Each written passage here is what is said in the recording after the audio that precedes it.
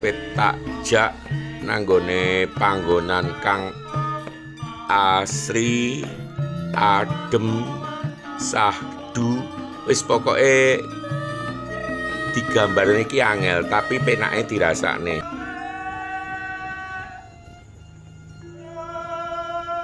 Biyen dalan iki sempat makadam suwi banget lur, dadi angele pol-polan. Ki wis diaspal rada suwi, muga-muga gak padha rusak lur.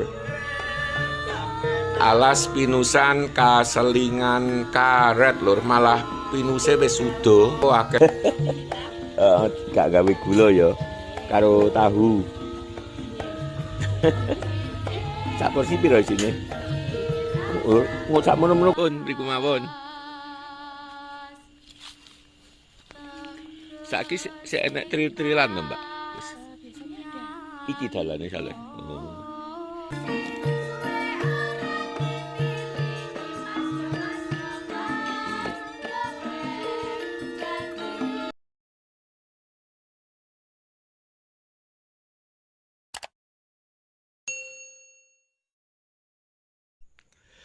Assalamualaikum warahmatullahi wabarakatuh. Pertigaan utawa protelon dusun Karangnongko, Desa Joho, Kecamatan Semen, Kabupaten Kediri. Dulur-dulur dina iki arepe takjak nanggone panggonan kang asri, adem, sahdu, wis pokoke digambar niki angel tapi penake dirasakne. Dalane ngarep ki lho lur, engko memang enek tanjakan rada ngedring ngono, tapi sakwise nanjak ora terlalu curam lur. Terus toko utawa warung ngarep kuwi kok ya tutup ya. Biyen iki buka, kadang-kadang aku biyen tuku madu nang wilayah kene iki nang warung iku mau lur.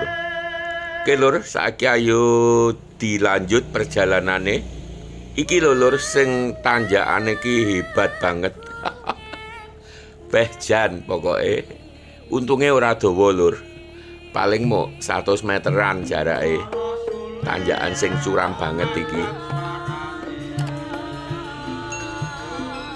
Sejatine papan sing dituju awake dhewe ana dalan sing ora curam banget liwat dasun lur, tapi waduh menggak-menggok. Yo apik pemandangane.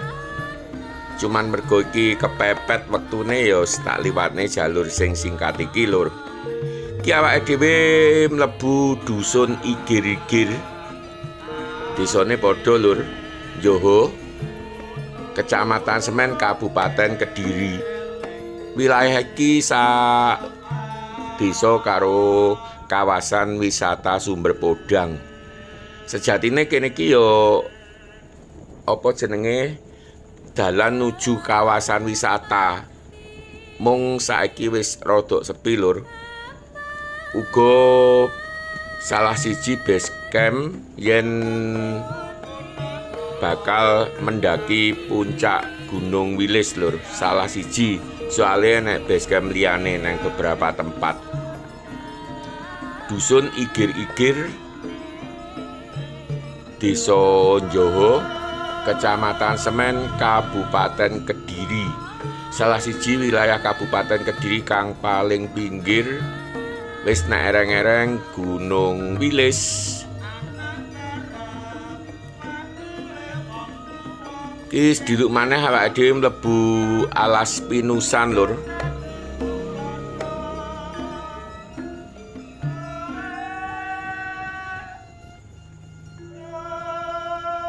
Biyen dalan iki sempat makadam suwi banget lur, dadi angele pol-polan.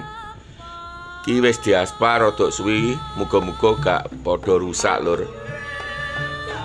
Alas pinusan kaselingan karet lur, malah pinuse wis udo. Kiwa tengen malah sing akeh karet. Biyen iki pinusan. Oh, akeh sing rusak lur dalane. Terus yen iki umpama mendung ngono ki weteng banget lur, amarga rapete wit-witan ngiwonengen.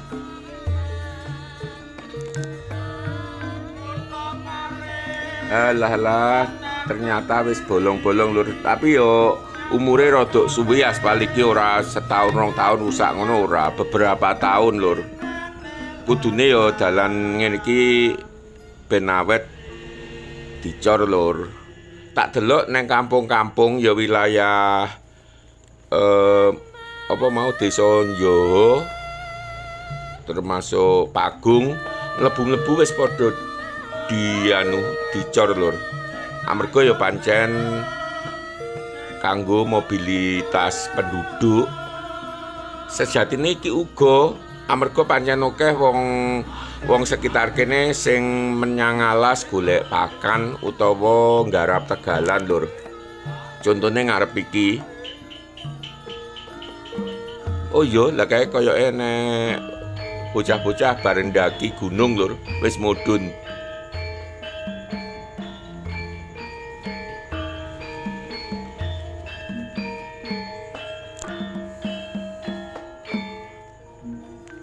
Rodok parah lho rusake, dadi ya kudu hati-hati sanajan ngono ya layak dinggi liwat motor cilik-cilik lur, mobil uga layak. Lah ngarep kuwi lur warung sing arep diparani awake dhewe. Dadi lokasine nang alas karetan malian saiki mergo pinuse kari titik lur. Sing akeh ngiwonengen ki wit karet lur. Lan sebagian lagi disadap utawa dideres lur. Ana motor utawa pengunjung lur beberapa. Kene iki pancen gak ruwame tapi mesti enek sing teko lur. Mergo pelanggane wis akeh. Biasane komunitas apa jenenge motor-motor trail terus sepedaan gowes iku langganane warung iki lur.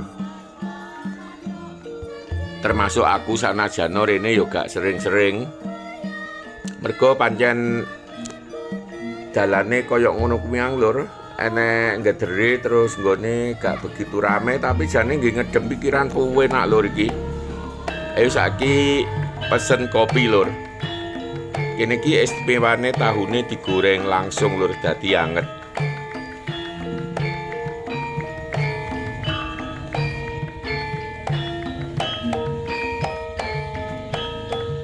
Mas kopi, kok mas toh?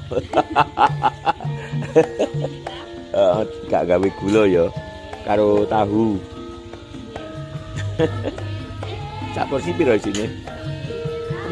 Mau sak mono-mono kuwi?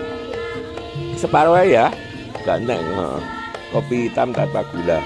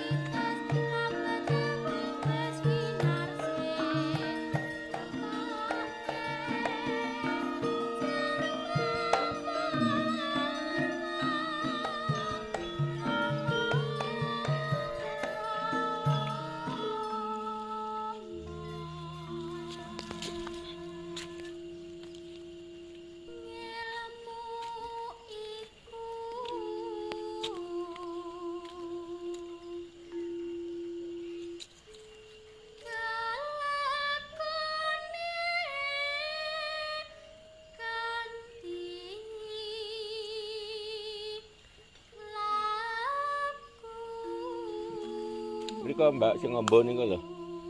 Kene gak apa-apa ki lho Mbak ya. Hati-hati. Tak celuk emas kadungan. Mbak Ayu. Nggih pun mriku mawon. Saiki sik enek tril-trilan lho Mbak. Biasanya ada. Iki dalane saleh. Oh. Makasih Mbak ya.